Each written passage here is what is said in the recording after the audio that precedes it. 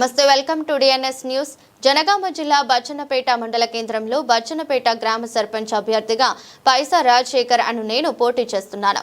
గ్రామంలో వార్డు మెంబర్గా పోటీ చేశాను మరియు సర్పంచ్గా జనరల్లో కూడా పోటీ చేశాను. నా గ్రామం మీద నాకు పూర్తి అవగాహన ఉన్నది. ఏ వార్డులో ఏ సమస్యలు ఉన్నా నేను గెలిచిన వెంటనే ముందుండి అన్ని పనులు చేపిస్తాను. నేను చదువుకున్న వ్యక్తిని. గ్రామానికి వచ్చే ప్రతినిధులు ఏ ఏ పనులకు వాడాలో వాడి నా గ్రామాన్ని ఆదర్శ గ్రామంగా తీర్చిదిద్దుతానని, ప్రతి లెక్క పారదర్శకంగా చూపిస్తానని, గ్రామ ప్రజలందరూ నన్ను నిండు మనసుతో ఆశీర్వదించి సర్పంచ్ అభ్యర్థిగా గెలిపించాలని, ఒక్క అవకాశాన్ని నాకిస్తే గ్రామాన్ని అన్ని రంగాల్లో అభివృద్ధి చేసి చూపిస్తానని ఈ సందర్భంగా తెలిపారు. ఈరోజు మనం జనగామ డిస్టిక్ బచ్చన్నపేట మండలంలో ఉన్నాం. స్థానిక ఎన్నికలు జరుగుతున్నటువంటి నేపథ్యంలో పోటాపోటీన అనేకమైనటువంటి నామినేషన్ల ప్రక్రియ మనం చూస్తూ ఉన్నాం. అయితే ఈరోజు స్వతంత్ర అభ్యర్థిగా పోటీ చేస్తున్నటువంటి పైసా రాజశేఖర్తో మనం ఈరోజు ఉన్నాం. ఆయన మాటలో ఆయన చేసేటువంటి కార్యక్రమాలు, మరి ఆయన పోటీతత్వం గురించి తెలుసుకునేటువంటి ప్రయత్నం చేద్దాం.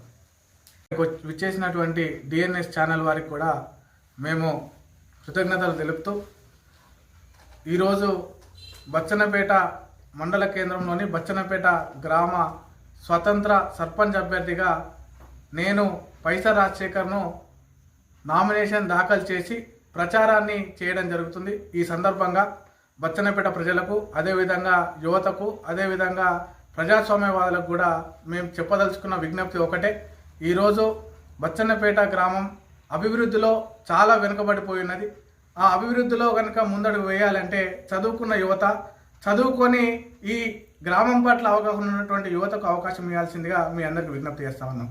నిజంగా ఈరోజు అవకాశం అంటే ఏదో కుర్చీలో కూర్చోవాలనో, లేకుంటే ఆ కుర్చీ ద్వారా ఇంకేదన్నా లాభం వ్యక్తిగతంగా వస్తుందనో కాదు, కానీ వ్యవస్థకు మా ద్వారా ఏం జరుగుతుందో చేయడానికి మాత్రమే మేము ముందుకు వస్తున్నామన్న విషయాన్ని మీ దృష్టికి తీసుకొస్తా ఉన్నాం.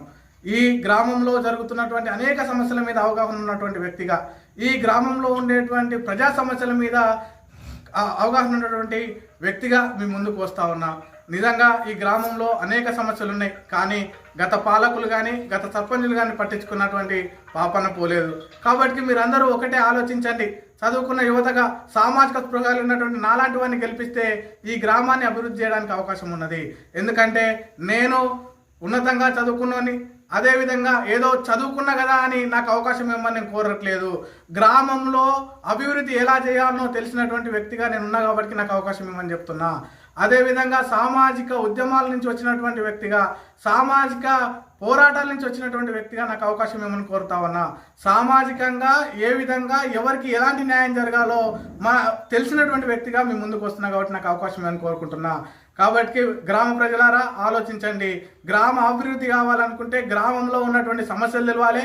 గ్రామానికి వచ్చేటువంటి నిధులు ఏ విధంగా, ఎవరి ద్వారా, ఎక్కడ ఉపయోగించాలనేటువంటి ఒక విజన్ ఉన్నటువంటి వ్యక్తిగా మీ ముందుకు వస్తున్నా. ఆలోచించండి ప్రజలారా.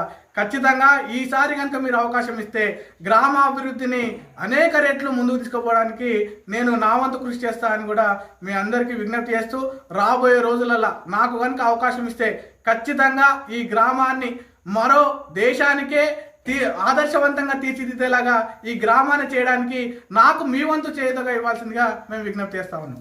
ఓకే, రాజశేఖర్ గారు, మీరు అభివృద్ధి చేస్తానన్నటువంటి విషయాన్ని ఇక్కడ చెప్తా ఉన్నారు. అయితే మనం ప్రజెంట్ కాంగ్రెస్ ప్రభుత్వం రూలింగ్లో ఉన్నటువంటి పరిస్థితి, అండ్ మనం జిల్లా స్థాయిలో చూసుకుంటే మన ఎమ్మెల్యే గారు గౌరవనీయులు పల్లారాజేశ్వరరెడ్డి గారు ఉన్నటువంటి పరిస్థితి అక్కడ టీఆర్ఎస్ నుంచి. అంటే గట్టి పోటీ తత్వంలో కూడా మీరు స్వతంత్ర అభ్యర్థిగా పోటీ చేయడానికి గల కారణాలు ఏంటి? అసలు మీకు ఏ రకంగా, ఎందుకు ఈ బచ్చన్నపేట ప్రజలు మీకు ఓటేయాలి? ముందుగా మీరు అడిగిన ప్రశ్నకు మొదటగా ఏంటంటే, ఈ గ్రామంలో ఉండే వ్యక్తిగా, ఈ గ్రామ సమస్యలను తెలిసిన వ్యక్తిగా నేను ఈ గ్రామానికి ఏమైనా చెయ్యాలి అని. ఎందుకంటే నేను చదువుకున్న వ్యక్తిగా, అట్టడు వర్గాల నుంచి వచ్చినా సరే ఉన్నతంగా చదువుకోవడానికి అవకాశం కలిగించిన తర్వాత, ఆ అవకాశం వచ్చిన తర్వాత నా గ్రామానికి ఏదో ఒకటి చెయ్యాలనే ఉద్దేశంతో నేను ముందుకు రావడం జరిగింది.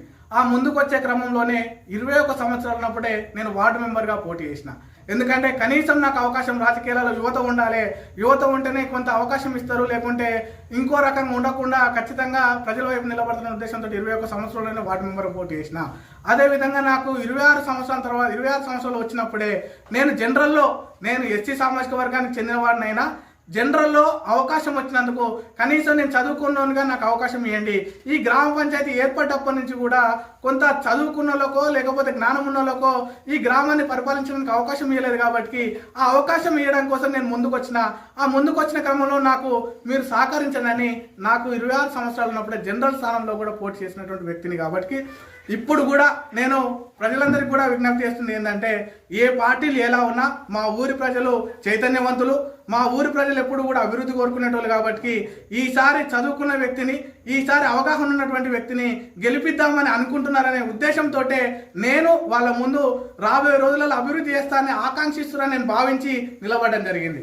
ఓకే, మరి మీరు గతంలో కూడా పోటీ చేసి ఓటమిని చవి చూసినటువంటి పరిస్థితి ఏర్పడిందని తెలిసింది. సో ఇప్పుడు మళ్ళీ పోటీ చేయడానికి గల ముఖ్య కారణాలు ఏంటి? మీ వెనుక ఉన్నటువంటి జనం అసలు ఎంతమంది ఉన్నారు? అసలు వేసే అవకాశం ఎలా ఉందని మీరు భావిస్తున్నారు? మళ్ళీ ఈరోజు మా గ్రామ ప్రజలందరూ కూడా ఇన్ని రోజులుగా అవకాశం అంటే రాలే, డబ్బుకో లేకపోతే అదే కులమో లేకపోతే ఇంకా ఇతరత్ర క్యాలిక్యులేషన్ చూడడం ద్వారా వాళ్ళకి అవకాశం ఇవ్వడం, లేకపోతే ఇంకా ఇతరత్ర వాళ్ళకి ఏవైతే ఆస్పెక్ట్స్ ఉన్నాయో ఆ ఆస్పెక్ట్స్లో చూసి ఇంతవరకు మనకు అవకాశం ఇవ్వలేదు. కానీ ఎస్సీ వచ్చినందున కొంత ఇప్పటికైనా సరే చదువుకోవడానికి ఇద్దాం, అప్పుడంటే డబ్బులు పనిచేసినాయనో లేకపోతే కుల సమీకరణలు పనిచేసినాయనో అనుకున్నారు. కానీ ఈసారి ఎస్సీ వచ్చినందుకు ఖచ్చితంగా ఎవరైతే తెలిసిన వ్యక్తి ఉన్నారో, ఎవరైతే చేయగలని అనుకుంటారో అట్లాంటి గెలిపిస్తా అని ఊరంతా కూడా అనుకుంటుంది. మీరు కూడా ఖచ్చితంగా గ్రామంలో ఉండేటువంటి ప్రతి ఒక్కరు, యువత కానీ అదేవిధంగా తెలిసిన వాళ్ళు కానీ అదేవిధంగా గ్రామంలో ఉండేటువంటి ప్రజలందరూ కూడా ఈసారి స్వతంత్ర అభ్యర్థిని గెలిపిద్దామని అనుకుంటున్నాను నేను భావిస్తా ఉన్నా. ఖచ్చితంగా తెలిసినటువంటి వ్యక్తిని ఈసారైనా గెలిపించుకోవాలనే ఆలోచనతో ఉన్నారని నేను భావించే ఈ రోజు నేను పోటీలో ఉన్న విషయాన్ని మీకు గుర్తు చేస్తా ఉన్నా. ప్రస్తుతం అభ్యర్థులు డబ్బులు ఇచ్చి ప్రలోభ పెట్టినటువంటి పరిస్థితులు కూడా చూస్తూ ఉన్నాడు. అటువంటి నేపథ్యంలో ఇది ఒక చారిత్రాత్మకమైనటువంటి ప్రాంతం, ఇది ఉద్యమాలనే లేదు. ఇటువంటి పరిస్థితుల్లో కూడా మీ పోటీ తత్వం అనేది నిజంగా చాలా హర్షించదగ్గటువంటి విషయం. మరి అదే విధంగా మీకు సానుకూలంగా మరి ఉంటున్న ప్రజానికం ఏమనుకుంటా ఉన్నారు? ఒకవేళ మీరు ఎన్నికైతే మీరు చేయవలసినటువంటి పనులు ఏమైనా మీ ఆలోచనలో ఉన్నాయా? ఖచ్చితంగా ఉన్నాయి. ఎందుకంటే చాలామంది బచ్చన్నపేట గురించి కానీ ఇది అత్యంత కరువు ప్రాంతం.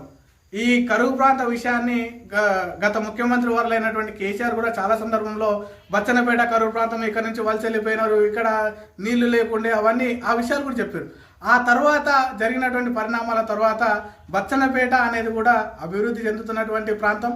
ఈ అభివృద్ధి చెందుతున్నటువంటి ప్రాంతం అభివృద్ధి చెందాలి అంటే ఖచ్చితంగా నాలాంటి వ్యక్తులు కనుక ముందుకు వస్తే ఇంకా ఎక్కువ మొత్తంలో అభివృద్ధి చెందాల్సిన అవసరం ఎంతైనా ఉంటుంది. గ్రామ ప్రజలందరూ కూడా నా వైపు నిలబడతారని నేను ఆశిస్తా ఉన్నా. నిజంగా పార్టీలన్నీ కూడా ఆలోచించాల్సిన అవసరం ఎంతైనా ఉన్నది. ఎందుకంటే ఇది పార్టీలకు సంబంధించినటువంటి సమస్య కాదు. పార్టీలు గెలిస్తే వాళ్ళకి సంబంధించినటువంటి ఒక వ్యక్తి పెరుగుతాడో లేకపోతే వాళ్ళ పార్టీ నాయకత్వం పెరుగుతుందేమో, కానీ ఇక్కడ స్వాతంత్ర అభ్యర్థి తెలుసుకున్నటువంటి వ్యక్తి, చైతన్యం ఉన్నటువంటి వ్యక్తి గెలిస్తే మాత్రం ఊరు గెలుస్తుంది. ఊరు గెలవడం కోసం నాలాంటి వ్యక్తిని గెలిపించాల్సింది కూడా నేను విజ్ఞప్తి చేస్తా ఉన్నాం.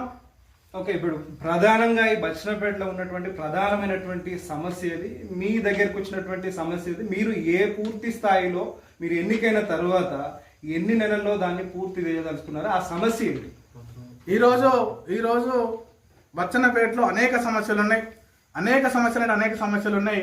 నేషనల్ హైవే ఉందనే పేరు కానీ నేషనల్ హైవే కూడా సరిగ్గా లేని పరిస్థితి. నేషనల్ హైవే ఊరు నుంచే వెళ్తుంది. అప్పుడు వర్షాలు పడి మొత్తం ఖరాబ్ అయినప్పటికీ కూడా ఇప్పటి వరకు పట్టించుకునే పరిస్థితులు లేవు. నేను 2016-17 ఆ ప్రాంతంలోనే ఫైట్ ఫర్ బీపీటీ అని పెట్టి యువకులందరితోటి గుంతలు, ఇప్పటికి కూడా గుంతలే ఉన్నాయి, ఆ గుంతలను పూడ్చే క్రమం కూడా మేమే చేసామన్న విషయాన్ని అలా గుర్తు చేస్తా ఉన్నాం. ఆ సమస్య ఇంకా ఉన్నది కాబట్టి ఆ సమస్యను తీర్చడానికి కూడా మేము ముందు వరుసలో ఉంటాం. అదేవిధంగా డ్రైనేజ్ సమస్య ఇక్కడ ఉన్నది. కొన్ని వాడలలో కనుక వెళ్తే డ్రైనేజీలు పూర్తిగా లేకుండా రోడ్ల మీదనే పోయే పరిస్థితి ఉన్నది. ఆ తర్వాత మిషన్ భగీరథ వచ్చిన తర్వాత ఎక్కడికక్కడ రోడ్లు ఎక్కడికక్కడ ఖరాబ్ అయిన తర్వాత మళ్ళా రోడ్లు వేసిన పరిస్థితి లేదు. ఆ రోడ్లు కూడా అట్లనే ఉన్నాయి. ఆ రోడ్లను కూడా బాగా చేసే పరిస్థితిలో మేము ఉంటామని కూడా వాళ్ళకు విజ్ఞప్తి చేస్తా ఉన్నాం.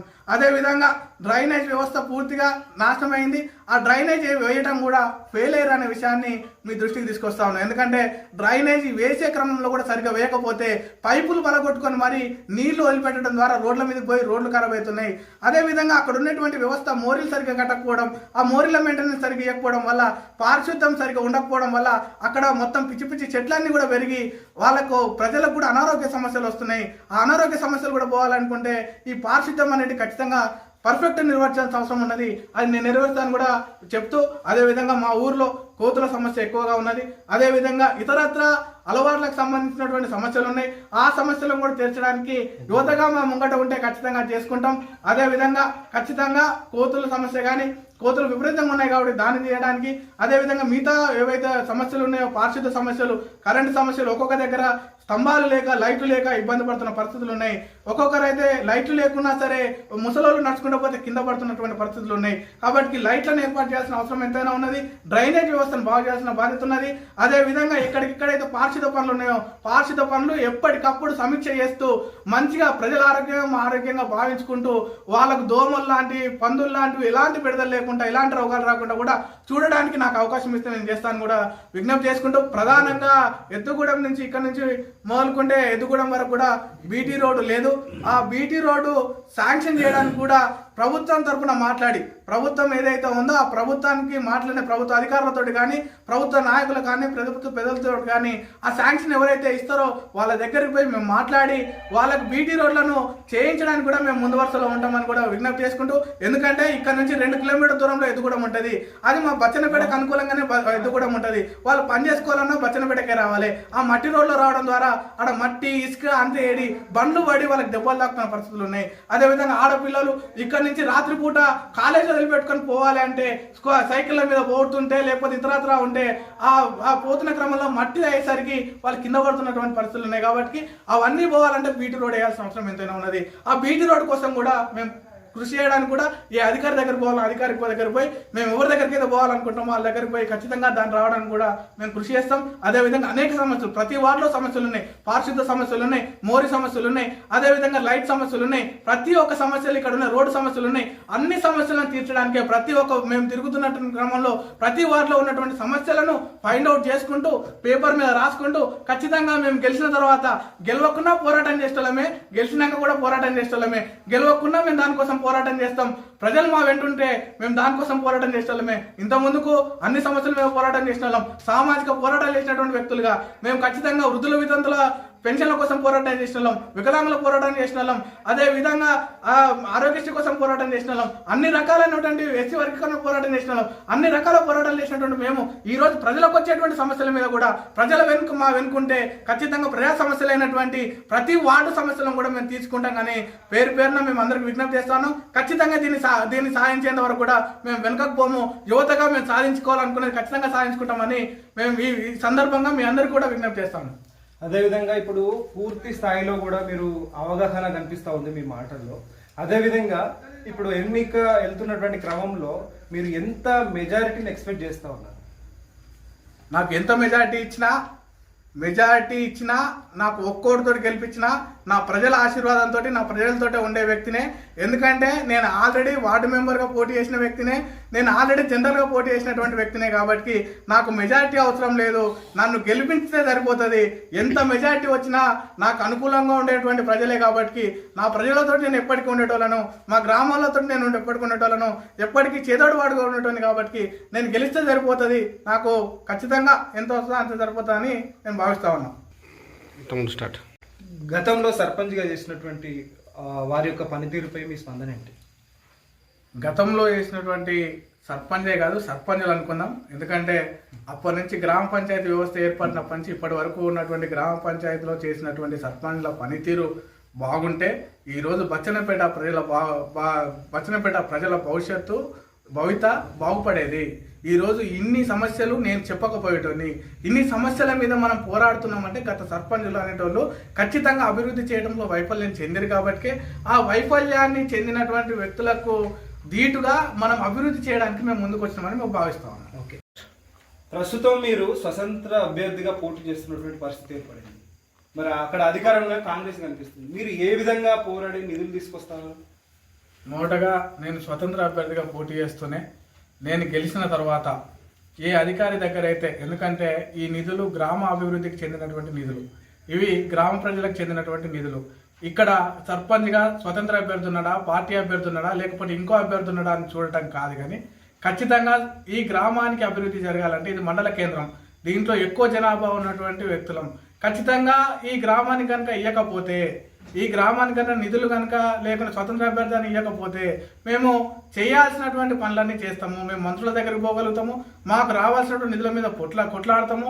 అదే ఇంత ముందు కూడా చెప్పింది, మా పోరాటం ఖచ్చితంగా ఉంటుంది. గ్రామ సర్పంచ్గా గెలిచిన తర్వాత మాకు రావాల్సినటువంటి హక్కులు, మాకు రావాల్సినటువంటి నిధులు, మాకు రావాల్సినటువంటి అభివృద్ధి జరగకపోతే మాత్రం ఎంత దూరమైనా వెళ్ళి దాన్ని సాధించుకుంటాము. ఏ పార్టీయో లేకపోతే ఈ పార్టీయో ఆ పార్టీ ఉందని కాదు, కానీ ఏ పార్టీ ఉన్నా ఇది గ్రామ అభివృద్ధికి చెందినటువంటి సమస్య కాబట్టి ఈ గ్రామాల అభివృద్ధి చెందాలని దేశం అనుకుంటుంది, రాష్ట్రం అనుకుంటుంది, ప్రజలు అనుకుంటారు. మరి ప్రజల పక్షాన్ని నిలబడినటువంటి ప్రభుత్వాలు ఏ విధంగా నిలబడతాయి? ప్రజల పక్షాన ఉండేటువంటి మాలాంటి వాళ్ళకు నిధులు లేకుండా ఏ విధంగా ప్రభుత్వాలు మరొకసారి ఎన్నికలకు వస్తాయి? ఆ పరిస్థితులు లేవు కాబట్టి వాళ్ళు రావాలి అంటే మాలాంటి వాళ్ళకు అభివృద్ధి చేయాల్సిన పనులన్నింటి కూడా ఆటంకపరుస్తా అంటే మాత్రం ప్రజలు ఊరుకునే పరిస్థితి లేదు. కాబట్టి ప్రజలే మాకు రక్షణగా నిలబడి ప్రజల కోసం జరిగేటువంటి పోరాటాల్లో మేము ముందటి వరుసలో ఉంటామని కూడా మేము అందరూ విజ్ఞప్తి చేస్తా ఉన్నాం. ఎక్కడైతే నిధులు రావాలనో, ఏ గ్రాంట్లు ఎక్కడి నుంచి రావాలనో ఆ గ్రాంట్లను ఖచ్చితంగా సాధించుకుంటాం. ఎమ్మెల్యే కానీ, ఎంపీ కానీ, మంత్రి కానీ ఎవరు ఇవ్వాల్సిన నిధులను వాళ్ళు ఇవ్వకపోతే వాళ్ళ ఇంటి ముందు కూర్చొనైనా సరే ఆ నిధులన్నీ కూడా మా గ్రామ పంచాయతీకి తెచ్చుకునే విధంగా, ఆ తెచ్చుకున్నటువంటి నిధులన్నీ కూడా సక్రమంగా వినియోగించుకునేలాగా ప్రతి ఒక్క పౌరుడు ఈ నిధులను తెలుసుకునే విధంగా మాకు రాబోయే పరిపాలన కనుక అప్పచెప్తే ఆ విధంగా ఉండబోతుంది అనే విషయాన్ని మరొకసారి మీకు గుర్తు చేస్తా ఉన్నాం. మీరు ప్రస్తుతము ఏ నాయకుడిని ఎన్నుకునేటువంటి ఆలోచనలో ఉన్నారు? అంటే యువతను ఎన్నుకునేటువంటి ఆలోచనలో ఉన్నారా, లేదంటే అనుభవంతో కూడిన పెద్దవారిని ఎన్నుకునేటువంటి ఆలోచనలో ఉన్నారా? మేము బచ్చన్నపేట గ్రామ సర్పంచ్గా చదువుకున్న వ్యక్తి గ్రామ పంచాయతీ సర్పంచ్గా ఉండడం వల్ల గ్రామానికి మొత్తం అభివృద్ధి జరుగుతుంది. అది ఏ విధంగా అంటే ఏ నిధులైనా ఏ విధంగా ఖర్చు పెట్టాలి, ఎక్కడ ఏం వేస్ట్ చేయవద్దు, ఎక్కడ అక్రమంగా కొన్ని వేరే వేరే పనులకి వేస్ట్ చేయకుండా చదువుకున్న విద్యార్థి అయితే, చదువుకున్న యోధుడు అయితే దాన్ని విధాలుగా కరెక్ట్ ఖర్చు పెట్టే అవకాశం ఉంటుంది. దాన్ని బట్టి చదువుకున్న యోధుడు అయితే సర్పంచ్గా బచ్చన్నపేట గ్రామానికి అభివృద్ధి చేయడానికి బాగుంటుంది. పైగా ఓట్లు ఉన్నటువంటి పరిస్థితి. సో వారికి మీరు ఇచ్చే మెసేజ్ ఏంటి? ఈ 6,000 ప్రజలందరికీ కూడా మేము ఇచ్చేటువంటి మెసేజ్ ఒకటే, ఈరోజు ఖచ్చితంగా మన గ్రామాభివృద్ధి జరగాలి అంటే చైతన్యం ఉన్నటువంటి వ్యక్తులను ఎన్నుకోవాల్సిన అవసరం ఎంతైనా ఉన్నది. అవగాహన ఉన్నటువంటి వ్యక్తులను ఎన్నుకోవాల్సిన అవసరం, బాధ్యత కూడా మన పైన ఉన్నది. ఆ ఆవశ్యకత ఇప్పుడు ఏర్పడ్డది. ఆ ఆవశ్యకత ఎందుకంటే మన ఊరు డెవలప్ అయితేనే మనం ఖచ్చితంగా ఈ దేశాన్ని కూడా డెవలప్ చేయడానికి అవకాశం ఉంటుంది. కాబట్టి ఊరే ఈ దేశానికి పట్టుకొమ్మలు అనుకున్న తర్వాత ఆ ఊరినే మనం సరిగ్గా చూసుకోకపోతే చెట్టే కూలిపోయే పరిస్థితి వస్తుంది. కాబట్టి ఆ చెట్టు నిలబెట్టుకోవాలంటే కొమ్మలను సజీవంగా ఉంచాలి. ఆ కొమ్మలను సజీవంగా ఉండాలంటే ఖచ్చితంగా చైతన్యమైనటువంటి సత్తా ఉన్నటువంటి సర్పంచ్లు ఎన్నుకోవాల్సిన అవసరం ఎంతైనా ఉన్నది. నేను కనుక మీరు ఆశీర్వదించి నన్ను గెలిపిస్తే ఖచ్చితంగా మేము ఏదైతే మేనిఫెస్టోలో పెట్టుకున్నామో, మేనిఫెస్టోలో పెట్టుకున్నటువంటి ప్రతి ఒక్క అంశాన్ని కూడా నెరవేర్చే వరకు కూడా మీతోటే మేము నడుస్తాం. మాతోటి అయ్యే పనులు గ్రామ పంచాయతీ అయ్యే పనులు గ్రామ పంచాయతీతో చేస్తాం. అదేవిధంగా అధికారులతో అయ్యే పనులు అధికారులతో చేపిస్తాం. అదేవిధంగా అవసరమైతే మంత్రుల దగ్గరికి, ముఖ్యమంత్రి దగ్గరికి పోయినా సరే మన గ్రామ అభివృద్ధి చేయడానికి మేము ముందు వరుసలో ఉంటామని 6,000 ప్రజల మంది, అదేవిధంగా 6,000 ఓటర్లు, 10,000 జనాభా ఉన్నటువంటి ఈ బచ్చన్నపేటలో మీరందరూ ఆలోచించి పైసా రాజశేఖర్ అనేటువంటి నాకు మీరందరూ కూడా ఎక్కువ మెజారిటీతో ఓట్లేసి గెలిపించాల్సిందిగా నేను ఒకటే మీ అందరూ కూడా విజ్ఞప్తి చేస్తా ఉన్నా. ఓకే.